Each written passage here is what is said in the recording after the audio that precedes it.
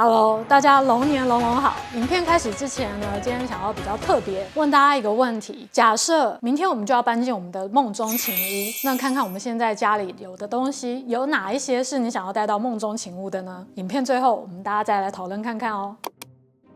最近啊，我听到一个数据，原来有54%的美国人对于断舍离都十分的困扰以及崩溃，所以原来每2个美国人里面就有1个美国人有这方面的困扰。虽然我没有找到在台湾有这方面的数据，如果知道的朋友欢迎下方留言告诉我。但是啊，在我们分享断舍离以来，一直有看我们频道的珍珠道友会在下方告诉我他的困扰，我能从他们的留言里面感受到崩溃。会想要做这支影片，是因为几周前有一位珍珠道友在一个影片的下方留言，他说很想丢，但是丢不出去，总想着有哪天会用上，内心纠结着，能告诉我能用什么方式说服自己断舍离吗？他的留言也让我回想起来自己在7年前在云里雾里找不到头绪，开始断舍离，非常挫败的那个自己。所以今天与其分享新手如何断舍离的步骤，我更想要分享从刚开始我有点无助，有一点恋物又恋旧又舍不得丢，到现在我可以比较平静，定期的做一些断舍离，心态上的转变的3个小 tips。希望今天的分享能提供正在很迷茫的你一些思路。但是看我们频道的每一个你，在我们眼里都是非常独一无二、珍贵的珍珠，所以以你们自己舒服的状态为主哦。Hello， 我们是 Atypical Girls， 我是笑点藏很深，只有品味的朋友才会被我逗笑的。我们是最会以断舍离修炼身心灵的实用美学频道。对了，听说等一下帮我们广告多看个几秒钟的朋友，会散发珍珠光，幸运女神、财神爷还有桃花都会找到你哦。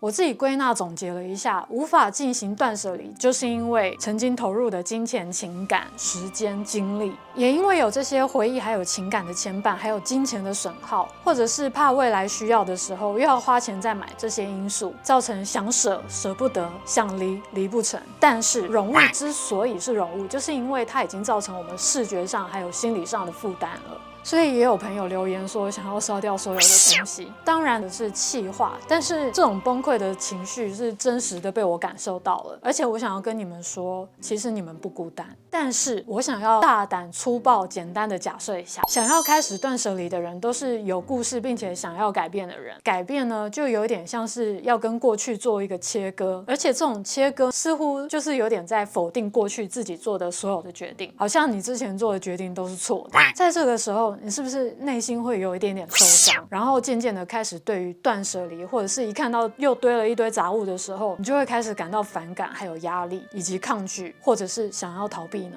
你知道吗？其实这些情绪上的反应非常的正常，而且这是一种受创的状态。就我看到一个创伤治疗专家 Danish， 他说，人脑的保护机制是会让你对于断舍离、容物、杂乱开始产生负面的联想，而出于一种保护自己的机制，大脑呢就会对于这一系列的负面事物把它们当作敌人，做出防御或者是攻击的反应。有些人会直接去整理，把所有东西都清掉，有些人就会选择 shut down 自己，把自己关闭，无视于这一切。当然这些应激的反应都是因为每个人的个性不同所产生的做法也不太相同而已。所以当我们在断舍离的迷雾中又迷路又很无助的时候，绝对不是我们断舍离无能，这只是大脑非常直觉性的在以旧有的模式保护自己而已。所以其实当我们很崩溃无助，我们也可以正视自己的情绪，不要过度的否定自己，责怪自己。就像我前阵子在 G 的那里看到有一段话，他说不要站在现在的高度批判责怪以前的自己，因为当时的他站在雾里也很迷茫。好消息是，脑神经学家说脑神经其实是可以训练的。断舍离其实也没有那么严肃，没有那么严重，它只是在透过物品整理厘清我们自己的状态。创伤治疗专家 Danish 他就提供出一个解法，治愈这种创伤最好的方法就是 compassion and gentle action， 也就是现在的自己要对于过去做选择的那个自己要有一点同理心，毕竟那时候他也是做出当下对于我们自己最好的选择，不需要像可以以适用于这种洪水法的人一样，一下子就把所有的东西都丢掉。我们不需要这样对待自己。其实呢，可以就用一些比较温柔和缓、循序渐进的方式来代替。以我自己为例，7年前的我是非常恋旧又恋物的，一下子要我丢掉所有的东西，其实我也是很受不了。所以我以自己的感受为主，用一个比较温和的方式，就是先阻断自己想要乱买东西的欲望。至于如何阻断自己想要乱买东西的欲望，那如果大家有兴趣的话，记得下方留言告诉我。有人有兴趣的话，之后可以再做一集跟大家分享。先断了之后呢，先确定没有多余的东西进来，再扰乱我们的思绪之后呢，我们就可以开始舍掉一些不用思考、不用纠结、过期的食物、过期的药品，或者是放在那边很久的购物袋啦，或者是纸箱没有丢的，这些都可以先把它处理掉。其实少了这些，家里就已经少了蛮多容物。但是有一类的容物，我会做最优先的处理，就是在我视觉最频繁出现的视线范围内那些容物。通常处理掉那些以后，我的心情就会好了一大半了。如果真的有让你不知道该舍还是该留，让你非常非常纠结的容物，那我们短暂的逃避一下也并不可耻，可以先把它放在比较看不到的地方。等我们先破完那些好过的魔王关卡，等自己能力还有心智越来越坚强，做决定越来越快的时候，我们再来一一击破那些大魔王关卡。像我自己在一开始在破断舍离的关卡里，最让我难分难舍的就是我收集很多年的香水，还有一些代表性回忆的衣物或者是饰品、鞋子之类的。像在断舍离的这一集里，我断舍离掉的香水，其实很多都是从我在台湾搬到美国，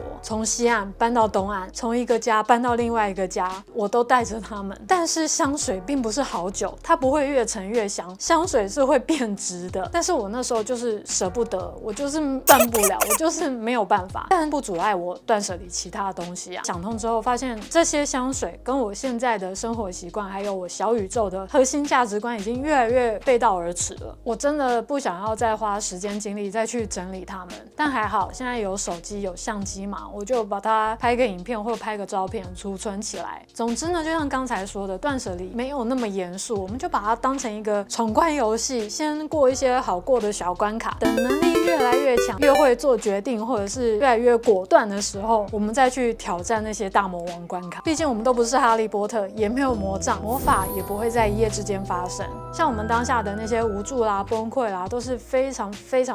正常的。但是更好的消息就是，我们有帮助自己，而且不断进步的能力。但是要如何做决定呢？我有个非常简单粗暴的决定方法，就是在断舍离的时候，如果有一件物品，衡量这件物品的时候，就可以想一想我们小宇宙的核心价值是什么。如果呢，这件物品的存在跟我们的核心价值碰不在一起的时候，那就直接丢掉。但是如果有稍微触碰在一起，但是又没有很多的话，可以放在哈利波特的小房间那个小角落，我们可能很偶尔才会打开的地方，先放在那边让它冷静让我们冷静一段时间。过一段时间，如果都没有碰那些东西的话，我们再来决定它的去留。像刚刚有提到啊，想要断舍离的人，大部分都是有故事而且想要改变的人。刚开始断舍离，除非你遇到什么特殊的事件，必须要全部都丢掉，不然如果一开始也要我用洪水法式的，就是丢掉所有的东西，只留下某几样东西，我也是会很抗拒的，没有办法接受。但后来真正下定决心要开始断舍离掉与我小宇宙核心价值无关的一些东西的时候，我自己心态上的转变是，断舍离真的不是很多人误会的极简，丢光所有的东西，或者是要过着无欲无求的生活，就再也不能买东西了，你买的所有东西都是浪费，或者是断舍离之后就不能再有自己的喜好或者是兴趣，或者是呢你就再也不能做自己了。我自己的想法是，断舍离的离其实就是要离开旧有不适用于现在的自己的生活形态，而离开那些旧有的价值观啊或者是生活形态，只是因为它不适用于现在的自己。主角呢不是物品，是你。所以断舍离绝对不是要我们否定过去的自己，而是重视自己现在的感受。我觉得比较像是新陈代谢，断舍离掉对自己现在不好的、不适用的。其实新陈代谢也像是一种断舍离，断舍离掉旧有的细胞，更新成新的细胞，服务于现在的我们。断舍离也很像是帮助我们断掉一些生活上的杂质，帮助我们散发出珍珠光。想想那些被杂物还有被杂讯掩盖的我们，像不像是贝壳紧闭的珍珠？像我们的好，我们们的光芒我们自己都看不到了。断舍离到现在对我而言，最终的目的呢，就是透过物品不断的检视、厘清、代谢不适用的自己，让自己不断进步，更新成更好的自己过程。像断舍离也可以用在饮食啊、我们的人际关系啊、工作、居家、自己的自我成长等等诸如此类的。总之，断舍离就是不断更新成2.0、3.0、4.0更好的自己。莫忘初衷。最后，如果你还在断舍离的迷雾里的话，可以问问自己，到底最初为什么要断舍离？初衷是什么？如果冗物堆积在眼前的痛苦小于断舍离的痛苦，那会不会其实你根本不需要断舍离？但是如果冗物已经带给你的痛苦大于断舍离的痛苦，那断舍离的初衷是什么？是因为拥有过多的物品已经无法带给你幸福了吗？还是因为拥有的物品浪费太多的时间跟精力要去打扫整理？还是你已经没有办法忍受自己一团乱的生活？又或是你想要家里看起来非常的明亮整洁、好清理、舒服有质感？如果真的很想要改变不适用的旧的生活形态的话，那我必须很诚实的告诉你，刚开始断舍离的它会有一点点阵痛，就像一开始要减肥的时候，一定要改旧的生活习惯，为了减肥要想出一套减重的饮食菜单啊，或者是生活习惯。但是这个短暂的阵痛可以带给你未来有意想不到的平静、快乐、满足还有自由。但如果你不愿意承受这个短暂的阵痛的话，以后你跟人物相处的每一天，只要你看到他们，可能就会让你心情非常的不愉快，非常的痛苦。这两种选择没有任何人可以评断你是对或者是错，只是你想要承受哪一种。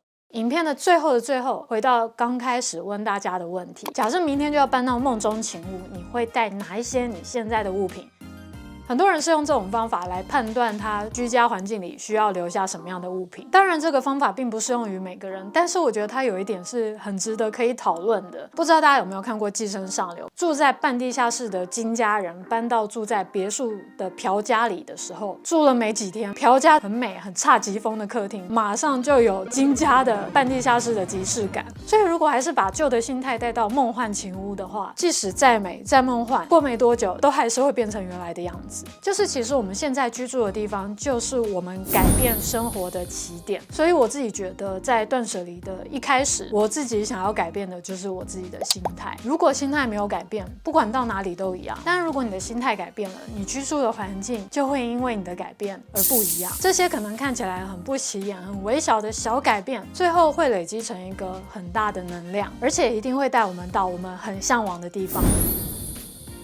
以上就是今天的分享，但我真的很希望今天的影片能够提供大家一些思路，或者是有一些实质性的帮忙。如果今天大家看完以后没有办法帮到大家的话，我也会觉得我这个影片有点白做了。不如大家现在就起身，我们今天就从 baby step 非常非常小的那一步，身边有没有一些可以丢掉的东西，但我们没发现的，像例如空的水瓶啊，或者是空的蛋盒，或是冰箱里面有没有什么过期我们没发现的食物，或者是罐头啊、药品之类的，我们今天就只要先丢那一样垃圾就好了。欢迎大家在下方留言告诉我你丢了哪一样，或者是你有发现更值得丢掉，但是我影片里面没有提到的东西，欢迎大家留言告诉大家，分享一下你丢了什么。祝福你今天断舍离了一样东西之后，有如出水芙蓉，财神、幸运女神、桃花都来找你。如果觉得影片有用的话，别忘了分享给你身边的朋友，大家一起散发珍珠光。我们下周见，拜拜。Get it.